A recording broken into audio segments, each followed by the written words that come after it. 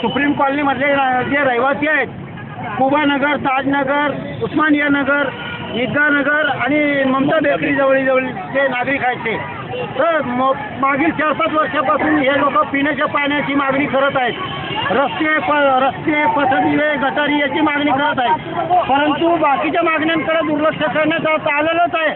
परंतु त्यासोबतच पिण्याच्या पाण्याकडे अक्षम्य दुर्लक्ष करण्यात आलेलं आहे. आयुक्तांनी काहीच उत्तर नाही दिलेलं आहे. त्यांनी फक्त सांगितलं की आम्ही पाहू काय करायचं काय नाही. याच्या अगोदर बोकळ होते, ते बोकळ आयुक्त ते पण ते साहेब ठरल्याशिवाय त्यांना दुसरं काही नाही सापडलं. हे सापडणीच आहे, हे पण तेच आहे. त्याच्या भाऊ आहे, लांडग्याचा भाऊ मांडगा, आणि काही काम करायला तयार नाहीये. हे आयुक्त म्हणतात माझ्याकडे पैसा नाहीये, 56 लाख रुपये फक्त लागणार आहे त्या ठिकाणी पाणी पुरवठा पाईपलाईन टाकायला. परंतु 15 ते 16 कोटी रुपये महानगरपालिकेमध्ये शिल्लक आहे आजच्या घडीला. आणि एवढं असल्यावर सुद्धा पाण्याचा प्रश्न अतिशय महत्त्वाचा आहे. तो पाण्याचा प्रश्न सोडवायला सुद्धा ही मनपा तयार नाहीये. त्याच्यामुळे या मनपाला झेंड्याचा झेंडा काढून आमचा प्रसाद दिल्याशिवाय आम्ही शांत बसणार नाही.